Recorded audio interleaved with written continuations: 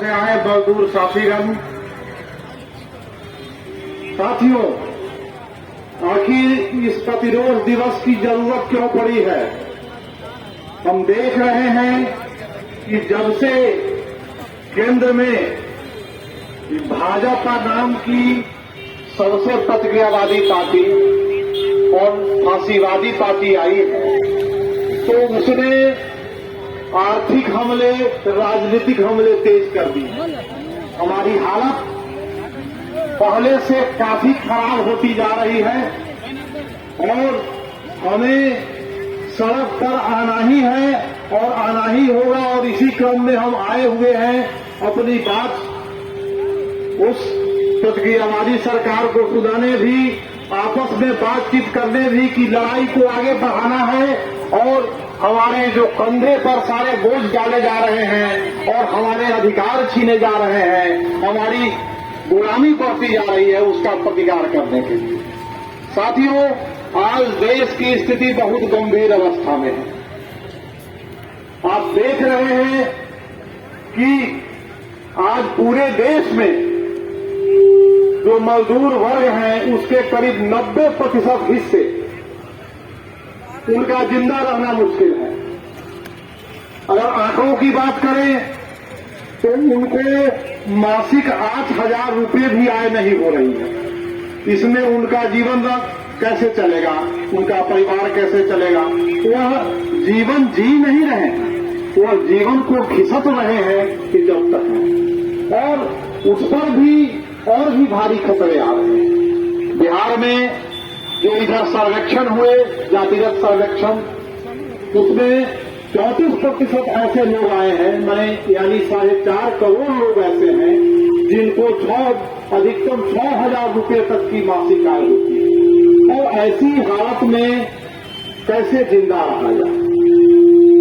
तो साथियों, इस तरह की स्थिति में इस सरकार को, जो यह पूंजीपति वर्ग के लिए रात दिन एक किए हुए है, जो यह मोदी सरकार है, उसका एकमात्र लक्ष्य है कि पूंजीपतियों का मुनाफा कैसे बढ़े, उनकी दौलत कैसे बढ़े और मजदूर वर्ग को शोषण करने का क्या क्या तरीका हो सकता है और उसको अधिकतम तक पहुंचाया जाए।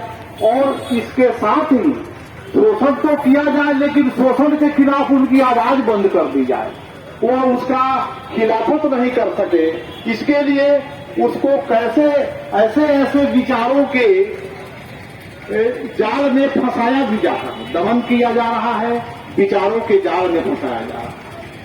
आप देख रहे हैं कि जो राजा महाराजा के काल में जो महाराजाओं की स्थिति होती थी कि वहां नागरिक की हैसियत नहीं थी, स्वतंत्रता, समानता, भाईचारा का कोई नारा नहीं था, वहां कोई चुनाव पद्धति नहीं थी, नागरिकता नहीं थी। लेकिन आज हम देखते हैं कि राजा महाराजा के काल का सिंगौल, जो राजदंड कहलाता था, जिसके बल पर राजा शासन करता था कि यह ईश्वर का आदेश है और राजदंड मुझे प्राप्त हो गया है, मैं जो कहूंगा उसको सीधे सीधे मानते जाएंगे, यानी अधीनता में रहिए और जिस प्रकार की तकलीफें, असमानता, विषमताएं हैं वह कोई मायने नहीं रखती, क्योंकि राजा का, ईश्वर का आदेश है, समझिए। तो वही हम देखते हैं कि आज के संसद में सेंगोल लाकर रख दिया गया। इसका क्या माने? इसका माने वही है कि तमाम जनवादी मूल्यों पर खतरे आ गए और धार्मिक चोला संसद को पहनाया जा रहा है। प्रधानमंत्री यजमान बनकर संसद का उद्घाटन करता है, राम मंदिर का उद्घाटन करता है, जो कि धार्मिक आस्था वाले लोगों, पुजारियों, पंडितों का काम है, और जो भक्त जन है वहां जाते हैं।